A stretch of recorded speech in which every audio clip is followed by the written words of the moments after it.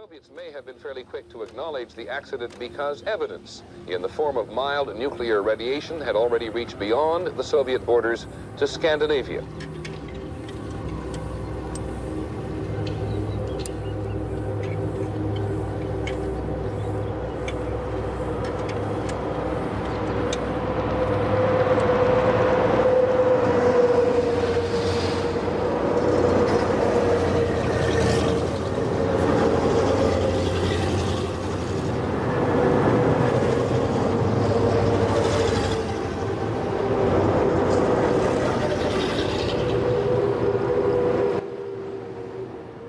Cette scène, vous la connaissez peut-être. Celle-ci provient de la série à succès Tchernobyl de HBO, cette même série qui a reçu des notations similaires à des chefs-d'œuvre tels que Breaking Bad ou encore Game of Thrones. Mais comment? Comment arriver à de tels résultats en seulement 5 épisodes?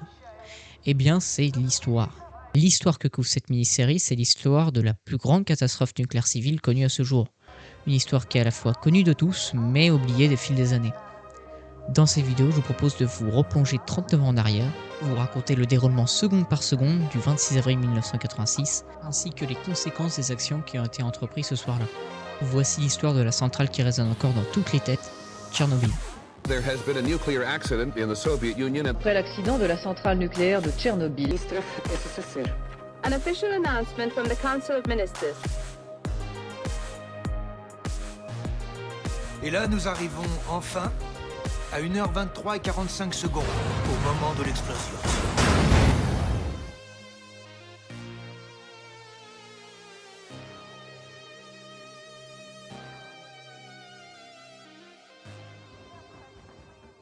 Tout d'abord, un peu de contexte.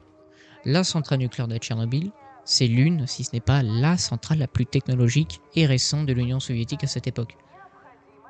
Pourquoi on peut dire que l'habit ne fait pas le moine? Elle fut construite dans les années 70 et se trouve à seulement 3 km de la ville de Pripyat, qui a été érigée pour accueillir les employés du complexe nucléaire. Cette centrale se trouve également à 20 km au sud de la frontière biélorusse et à environ 130 km au nord de la capitale, Kiev. Donc ça nous donne une population s'élevant à 135 000 habitants dans un rayon de 30 km autour de la centrale, dont 50 000 à moins de 3 km de celle-ci. Cette centrale est également la première à être équipée d'une nouvelle technologie puisqu'elle est équipée de réacteurs dits réacteurs de grande puissance à tube de force, ou plus simplement RBMK1000. Alors, pour comprendre la suite, il faut comprendre comment marche ce réacteur justement. Donc je vais volontairement simplifier celui-ci, mais soyez attentifs, d'accord? Allez, alors ça, c'est votre réacteur. Vous avez d'abord un combustible qui est trop chargé en neutrons, en l'occurrence de l'uranium 235. Vous avez ensuite un modérateur qui permet de ralentir ces neutrons afin qu'ils se collisionnent et donc créer de la chaleur. Sur ce modèle, c'est un modérateur dit à graphite. Donc, vous rapprochez ces combustibles trop chargés en neutrons, ces mêmes neutrons s'échappent de ces combustibles et se font ralentir par le modérateur à graphite. Ainsi, les neutrons peuvent se collisionner. En se collisionnant, ils créent de la chaleur, c'est la fission nucléaire. En gros, il faut comprendre que plus le graphite ralentit les neutrons, plus le réacteur monte en puissance en créant une réaction en chaîne. Cette même chaleur fait ensuite bouillir de l'eau en vapeur, cette vapeur qui va faire tourner une turbine qui va produire de l'électricité, la vapeur est refroidie et se condense en état liquide, se fait aspirer par une pompe pour revenir au point de départ. Et pour finir, vous avez ce qu'on appelle des barres de contrôle qui, eux, une fois introduits dans le réacteur, absorbent les neutrons et baissent la puissance du réacteur. C'est comme la pédale de frein dans votre voiture, quoi. Et avec tout ça, vous avez votre réacteur RBMK. Bravo. Bravo, vous êtes sur Internet. Vous allez voir, c'est facile. Donc, comme dit précédemment, la plus grande partie de la puissance d'un réacteur est due à la fission nucléaire. Mais, bien un mais. En effet, il existe une part non négligeable de cette puissance due à l'accumulation des produits de fission. Je comprends rien à ce que je veux dire, mais... Vous dites n'importe quoi. Vous dites n'importe quoi. Il dit n'importe quoi. Il dit n'importe quoi. Vous dites n'importe quoi. Vous dites n'importe quoi. Retenez juste que ça s'appelle puissance résiduelle. Et que s'ils n'arrivent pas à refroidir ce truc quand le réacteur est coupé d'électricité, il peut avoir une fusion du cœur du réacteur, ce qui est spoiler, pas foufou. Alors, ils sont pas cons non plus les soviétiques, ils connaissent ce problème, et justement, pour refroidir cette puissance, ils ont mis en place un système de refroidissement par eau, alimenté avec des générateurs diesel, en cas de coupure de courant. Mais, il y a encore un mais. C'est toujours pas bon. Ces générateurs prennent un peu plus d'1 minute à se lancer et à envoyer de l'eau efficacement dans le cœur pour le refroidir. Donc ça fait 1 minute sans refroidissement. C'est toujours pas bon. Alors ils cherchent et là, ils ont une idée. Ils utilisent l'énergie cinétique des turbines propulsée par la vapeur du réacteur pour envoyer l'eau dans le cœur et refroidir celui-ci. Alors tout contents, ils essayent leur idée en 1982 sur le réacteur 3, mais apparemment ça échoue à cause de l'excitation de l'alter. Putain mais c'est quoi 1984, ils réessayent, ça marche pas. Bon là tu t'inquiètes pas, le câble d'accélérateur il vient de péter, donc là je suis en 5e à l'embrayage, tu vois il est en train de vibrer sa mère, mais je vais aller sur le bas-côté, je vais la rafistoler avec mes dents le câble, t'inquiète pas mon... 1985, ça marche toujours pas. T'inquiète, j'ai trouvé un mètre au bord de la route, je l'ai arraché, j'ai fait un nœud, comme ça le câble il tient dans mes cires, allez, c'est reparti. Donc là on arrive en 1986 et cette histoire de test de sécurité ça commence à les titiller un peu. Alors ils reprogramment un 4e test sur le réacteur 4 en avril. Donc ils ont dû modifier quelque chose pour ce 4e test. Enfin je pense. C'est bon, on peut dégager le mètre. Alors, on va faire une belle réparation définitive quand même, hein. Riesland, c'est la base, il n'y a que ça de vrai. Ça sautera plus jamais. Les ingénieurs ils sont un peu sceptiques par rapport à ce réacteur, puisque pour réaliser le test, des systèmes de sécurité doivent être désactivés, comme celui du refroidissement de secours du réacteur. Vous la sentez la douille arriver là. Nous sommes donc le jour du 4e test, le 25 avril 1986. C'est l'équipe de jour qui est censée s'y coller. Le réacteur doit donc être baissé en puissance jusqu'à 700 MW pour simuler une panne de courant. À 1h06 du matin, les ingénieurs commencent à diviser par 2 la puissance du réacteur en insérant des barres de contrôle dedans, atteignant donc 1600 MW à 3h47 du matin. L'équipe de jour prend son service à 8h et commence à appliquer la procédure du test de sécurité en désactivant le système de refroidissement de secours du réacteur jusqu'à être prêt à 14h. Au même moment, un premier imprévu a surgi. L'un des réacteurs de la centrale nucléaire d'Ukraine du Sud s'est déconnecté du réseau électrique soviétique. Donc, pour compenser le manque d'énergie, les ingénieurs sont priés de garder les 1600 MW actuels au lieu de les baisser tout de suite à 700 comme prévu, retardant donc le test. À 16h, l'équipe de début de soirée remplace l'équipe de jour. Le chef de cette équipe, Louri Trehub, ne comprend pas pourquoi le système de refroidissement doit rester désactivé malgré le retard, mais le laisse ainsi, jugeant trop compliqué de le réactiver puis de le désactiver à nouveau pour le test. On parle donc maintenant d'un réacteur nucléaire civil fonctionnant sans système de sécurité pendant 11 heures. Genre, il n'y a que moi que ça choque quand même. Bref, aux alentours de 21h, les contrôleurs du réseau électrique autorisent la reprise du test à partir de 22h. Trehub commence alors à étudier la procédure du test, mais il reçut l'ordre d'attendre l'ingénieur en chef adjoint de la centrale de Tchernobyl, Anatoly Dyatlov, de commencer le test. Dyatlov, qui arrive sur place à 23h, envoie bouler d'abord Trehub et toutes ses questions et lui annonce que l'équipe suivante va se charger du test. À minuit, le changement avec l'équipe de nuit est effectué. Elle n'est pas informée de la procédure du test en cours. À la boulette. Donc, selon le programme initial, l'équipe de nuit n'aurait eu qu'à refroidir le cœur du réacteur et n'a ainsi pas été informée pour le test. Et oui. Donc ils arrivent et ils apprennent qu'ils doivent préparer et exécuter une expérience, tu vois. Ça sentait la merde pour eux, hein, vraiment. Tu sais, c'est comme quand tu arrives en cours et t'apprends qu'il y a un contrôle dans 10 minutes. C'est la même chose. Donc, bref, sous les ordres de Dyatlov, qui supervise le test et dirige l'expérience, se trouve Alexandre Akimov, chef de l'équipe de nuit, et Leonid Toptunov, l'opérateur chargé, entre autres, du déplacement des barres de contrôle du réacteur. À minuit 5, l'équipe reprend la descente en puissance du réacteur jusqu'à 700 MW. Et là, les embrouilles recommencent. Le réacteur rentre dans une zone dite instable.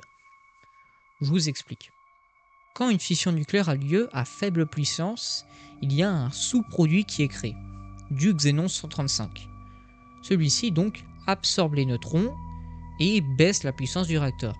C'est pour ça qu'il ne peut pas se stabiliser à 700 MW, c'est donc une zone instable. On parle alors d'un empoisonnement du réacteur. À minuit 28, le réacteur arrive à 500 MW. Toutes les tentatives de maintien en puissance de l'équipe sont inutiles.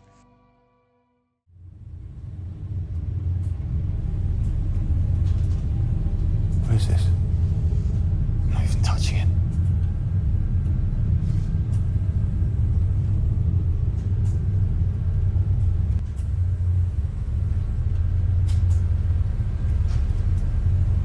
What did you do? I did what you said. I switched. Look at it! I don't understand. Donc cette scène continue jusqu'à arriver à 30 MW, ce qui est insuffisant pour faire fonctionner les pompes de refroidissement du test. À ce stade de problème rencontré, le test devra être juste considéré comme non réussi, éteindre le réacteur pendant 24 heures afin de laisser se dissiper le Xenon 135 et repousser le test pour une 4e fois. Mais non. Bon. Pourquoi faire?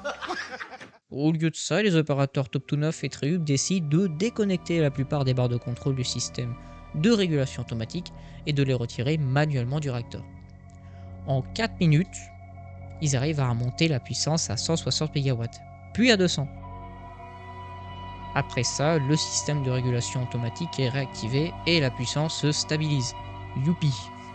Alors entre minuit 35 et minuit 45, des alarmes d'urgence retentissent dans toute la pièce, mais sont ignorées. Alors on sait pas pourquoi, mais personne n'a calculé ces alarmes. Donc il est supposé que Anatoly Dyatlov, l'ingénieur en chef, a fait pression sur ses employés pour qu'ils procèdent au test malgré les problèmes apparents, menaçant même de les licencier, ce qui exprimerait une quelconque opposition. À 1h du matin, le réacteur est toujours à 200 MW, mais il n'y a plus d'absorbant dans le réacteur. Autrement dit, il n'y a plus de frein dans ta voiture.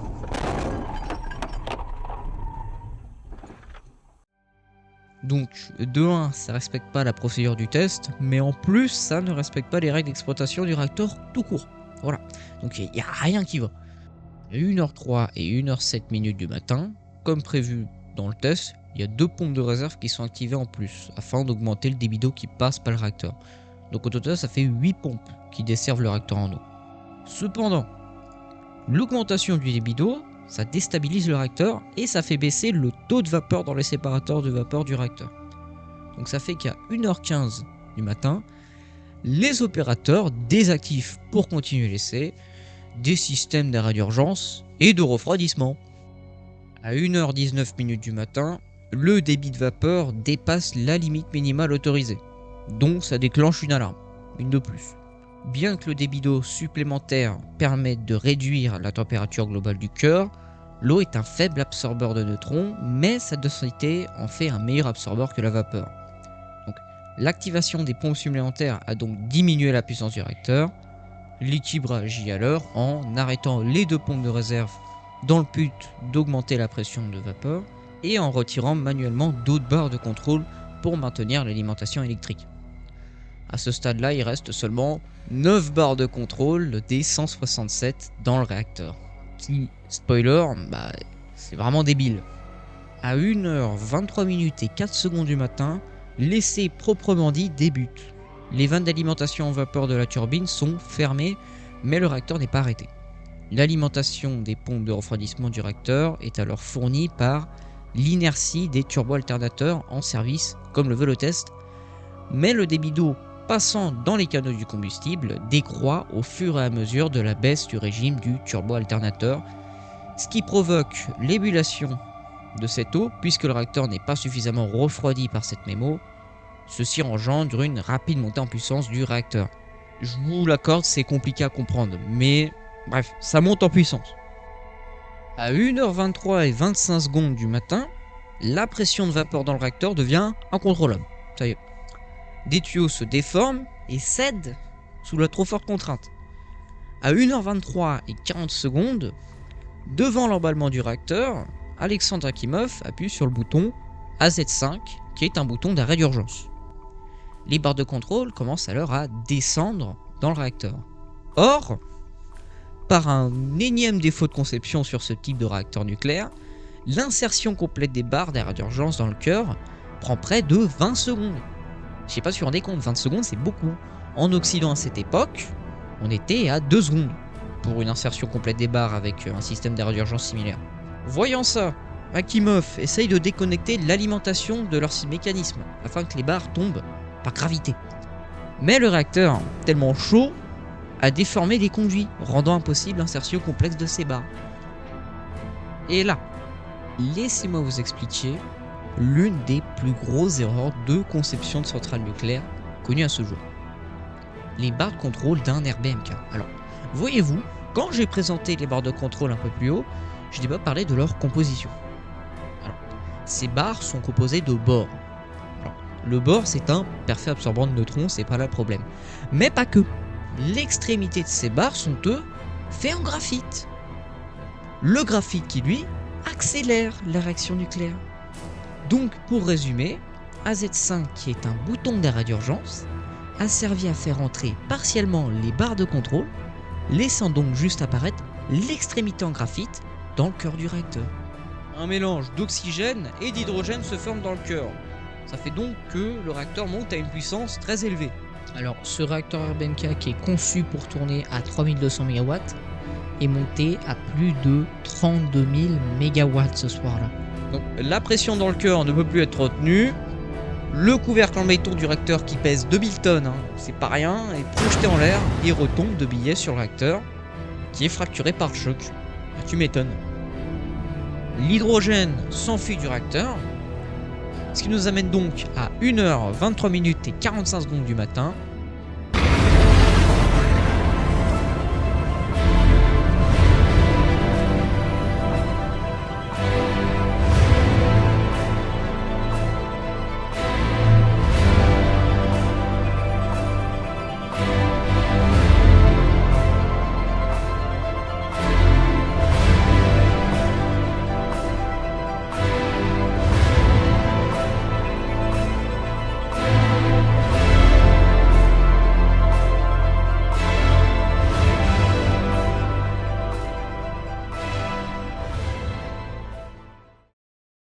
Donc après cette explosion, les ingénieurs sur place ne réalisent pas ce qui vient de se passer et sous-estiment en fait ce qui se passe.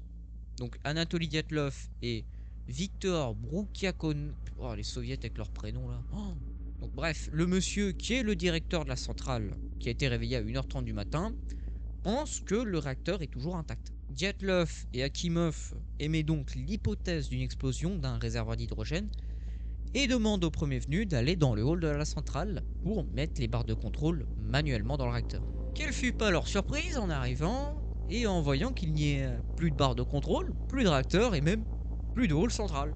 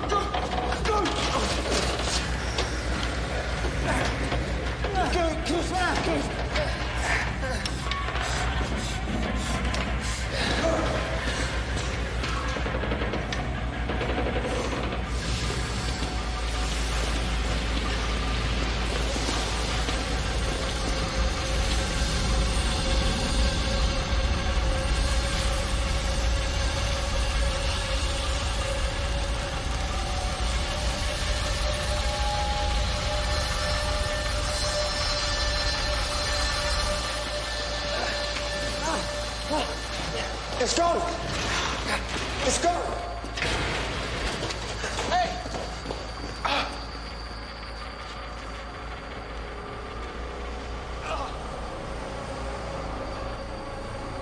En tout cas, cette sous-estimation coûta la vie à ces deux ingénieurs nucléaires stagiaires qui en formation, qui étaient Poskoryakov et Kudryavtsev. Ces deux mêmes stagiaires, une fois revenus aux salles de commande, la peau rouge due aux radiations, se font traiter d'incompétents par Dyatlov, refusant le fait que le réacteur ait explosé. 2 h du matin, Dyatlov entreprend une exploration des lieux avec le dosimétriste de la centrale de Gorbatchenko. Un dosimétriste, c'est juste un monsieur avec un radiamètre qui permet donc de mesurer la radioactivité environnante. Donc ce même radiamètre montre un niveau de 3,6 Röntgen par heure avant d'être dépassé et de casser. Genre juste il cesse de fonctionner. Bref, c'est pas mon signe. Donc sur leur petite balade aussi, ils constatent également du graphite au sol. C'est un peu étrange parce que le cœur il est censé être intact, non? Camoulox. Ouh, bravo Jean-François, vous êtes notre finaliste. À 4 h du matin, le directeur de la centrale appelle le ministère de l'énergie en déclarant que le cœur du réacteur n'est probablement pas endommagé. Flavio, t'as entendu? En parallèle, l'ingénieur en chef, Fomin, resté introuvable pendant plusieurs heures, arrive à la salle de commande numéro 4. Il donne l'instruction de maintenir l'alimentation du réacteur. À 5 h du matin, Anatoly Dyatlov et le dosimétriste de Gorbatchenko sont pris de graves vomissements et sont évacués au centre médical. En même temps, Fomin demande au physicien Anatoly Sitnikov de faire une observation la plus objective de la situation. Retenez l'objectif. Celui-ci, après avoir exploré le hall des machines détruites, monte sur les hauteurs du toit de la centrale, du côté de la tour B, et constate l'ampleur des destructions. À 10 h, Anatoly Sitnikov rapporte à Fomin et Brukhakov que la tranchée numéro 4, donc le réacteur, sont détruits. Ce qui n'est pas pris en compte. Quoi? Exposé à une dose de plus de 1500 Röntgen, il est gravement irradié et décède dans les semaines à venir. J'en ai marre. Pourquoi? Qu'est-ce qui s'est passé? Le gars, littéralement, le gars, il dit, les mecs, je crois que j'ai vu du graphite. On lui a dit, mec, non, t'inquiète, viens, tu montes, tu nous dis, tu redescends, et sois objectif.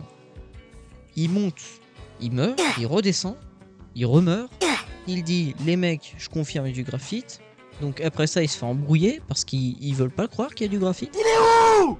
Mais il est où? Il est où? Et après, il meurt, dans d'atroces souffrances. Non, mais il a juste pas été assez objectif, hein, c'est normal. Donc là, tout ça, c'est le déroulement de l'accident. Donc on va passer à la deuxième partie de cette vidéo qui est l'après Tchernobyl. Puisque Tchernobyl, c'est clairement une guerre contre l'atome. Et c'est pas moi qui le dis, c'est Gorbatchev. A commencer avec les 28 pompiers irradiés qui ont combattu le feu pendant les premières heures après l'accident. Ils mourront quelques jours plus tard d'irradiation aiguë et furent enterrés dans des cercueils de plomb, soudés et coulés sous du béton à cause de leur radioactivité. Alors par contre, l'après Tchernobyl, je ne vais pas du tout en parler exhaustivement, pour des raisons qu'il y a réellement beaucoup de choses à dire. Donc je vais me contenter des infos importantes. La première chose à dire, c'est que le lendemain, il constate que le réacteur est bien détruit, se réalisant qu'au lieu des 3,6 Röntgen comptés par Dyatlov, on était à peu près aux alentours des 15 000 Röntgen. Voilà. Ensuite, il y a l'évacuation de Pripyat qui a été organisée 30 heures après l'explosion. C'est tard quoi. Donc, c'est que le 27 avril à 11 h que l'alerte est donnée pour évacuer les 50 000 habitants. 3 heures plus tard en bus. Au début du mois de mai, les 115 000 habitants dans un rayon de 30 km autour du site sont évacués. Opération qui se poursuit jusqu'à la fin du mois d'août. Chaque évacué reçoit une indemnité de 4 000 roubles par adulte et 1 500 roubles par enfant. Alors, c'est drôle parce que ça correspond à la somme faramineuse de 42 € par adulte et 15 € par enfant. Grand moment d'émotion pour Lucienne, bien sûr. Voilà, le milliard. Alors ensuite, il y a eu les largages de sable et de bord en hélicoptère dans le réacteur. C'était plutôt difficile, étant donné que, de 1, la moitié tombait à côté, de 2, les pilotes recevaient des grosses doses de radiation malgré la hauteur. On notera aussi le fameux crash d'hélicoptère qui s'est enroulé les pales dans un câble, tuant tous les occupants à bord quoi. Et puis à ça après. Alors malgré ça, ces largages ont permis d'étouffer la réaction nucléaire à l'intérieur. Oui, mais on fait chauffer les restes fondus du cœur, on appelle ça du corium, ce même corium qui menace de traverser la dalle en dessous du réacteur et de contaminer les nappes phréatiques, et donc les sols, les animaux, et j'en passe. C'est pourquoi des mineurs ont été appelés pour creuser sous le réacteur un tunnel afin de couler une nouvelle dalle de béton. Alors on parle quand même de conditions de travail très très dures, parce que c'était fait à la main, et c'était des températures à environ plus de 50 degrés parfois, donc tout en se faisant irradier bien sûr, parce que sinon c'est pas drôle. Alors il y a aussi le toit du réacteur 3 qui doit être déblayé des débris radioactifs. Donc les soviétiques essayent d'abord des robots qui viennent de France, d'Allemagne, d'un peu partout, mais ils marchent pas. C'est-à-dire qu'au contact d'un objet, il cesse de fonctionner. Donc je pense que ça témoigne un peu de la radioactivité sur place. C'est pour ça que entre mai et décembre 1986, 600 000 ouvriers arrivent à Tchernobyl pour nettoyer les zones des objets radioactifs.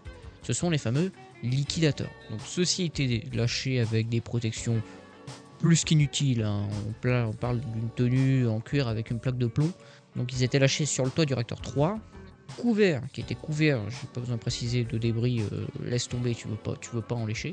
Et leurs instructions c'était juste de jeter le plus de débris dans le réacteur en 90 secondes max. Ils disposaient que d'une pelle, ou même parfois, quand il n'y avait pas de pelle, ils devaient faire ça à la main. Donc, on estime que sur le toit il y avait 10 000 à 12 000 roentgen par heure. Et donc chaque liquidateur recevait environ 100 roentgen. Sachant que la dose mortelle est d'à peu près 400 roentgen en une année, je vous laisse deviner le bilan après cela. Voilà.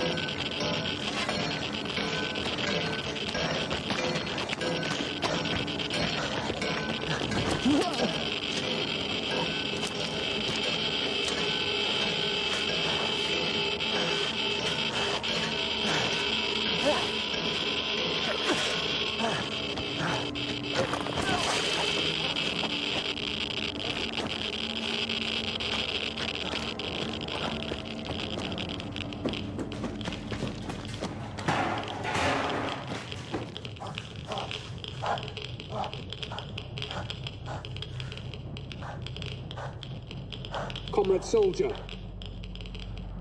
you're done.